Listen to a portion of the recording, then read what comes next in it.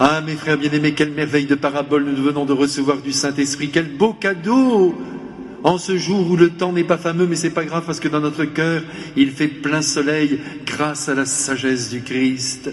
Je voudrais, mes frères, avant de commencer à regarder encore de près cette parabole que malheureusement nous connaissons par cœur, alors évidemment nous en perdons bien des aspects, je voudrais quand même vous rappeler que l'essentiel pour les paraboles, c'est toujours de se demander quel est l'événement qui la suscite, et non pas simplement d'aller chercher la morale de l'histoire.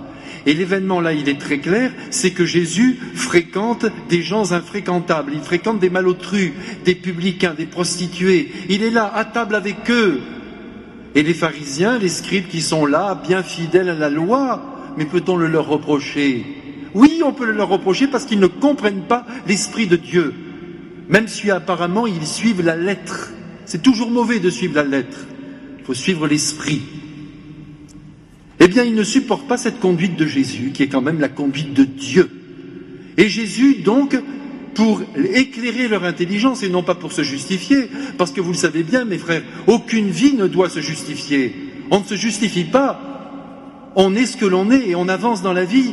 Et quand on sera devant Dieu, on ne se justifiera pas encore. On le laissera contempler notre existence telle qu'elle s'est déroulée. Voilà, mes frères, l'essentiel. Alors Jésus ne cherche pas à se justifier.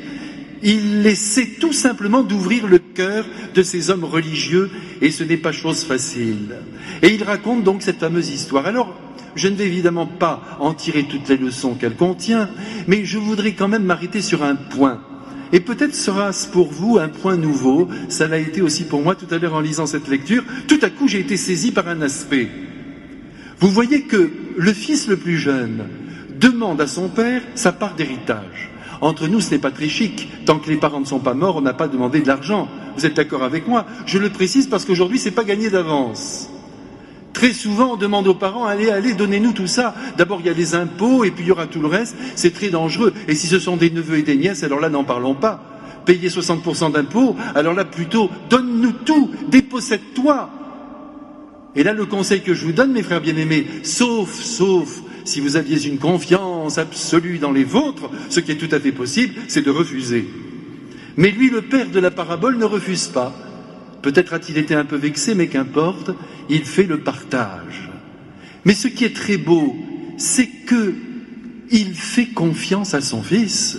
Ne croyez pas qu'il s'imaginait que son fils allait tout dilapider, pas du tout. Il lui donne sa part d'héritage, d'ailleurs il reste encore quelques jours à la maison, c'est dit strictement, et puis peu de jours après, le plus jeune rassembla tout ce qu'il avait et il partit pour un pays lointain. Et le père qui représente, comme vous le savez, Dieu notre Père, le laisse partir.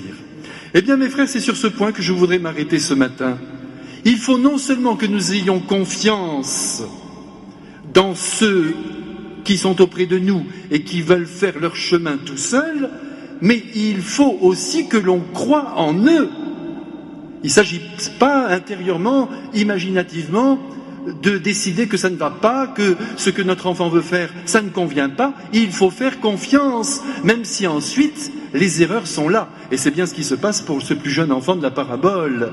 Mais vous voyez, tout s'arrange puisqu'à la fin, le Père attend toujours son enfant, Dieu notre Père attend chacun de ses enfants, même s'ils ont pataugé dans la boue, et il les prend dans ses bras. Voilà l'essentiel. Et ne dites pas, mes frères, comme l'autre fils de la parabole, que c'est injuste. C'est juste sur le plan de l'amour, parce qu'un enfant reste l'enfant de ses parents, et que les parents continuent d'aimer leurs enfants, même si ceux-ci font n'importe quoi. C'est comme ça que notre Seigneur va nous sauver à la fin des temps. Parce que vous, comme moi, vous avez fait aussi n'importe quoi. Je suis désolé de vous l'annoncer comme ça, sans préparation psychologique, mais vous savez, votre vie comme la mienne, ce ne sont pas des vies parfaites. Quand on verra toutes les omissions, notamment, qu'elles ont connues, alors là, sur le plan de la charité, sur le plan de l'accueil de l'autre, sur le plan même du simple respect humain, pensez à tous les jugements que nous formulons sur les personnes. Heureusement que Jésus, à la fin, dira « Allez, je laisse tomber et je te prends dans mes bras. Tu es le veau gras et que la fête commence. » Heureusement, mes frères, parce que sinon nous serions tous condamnés.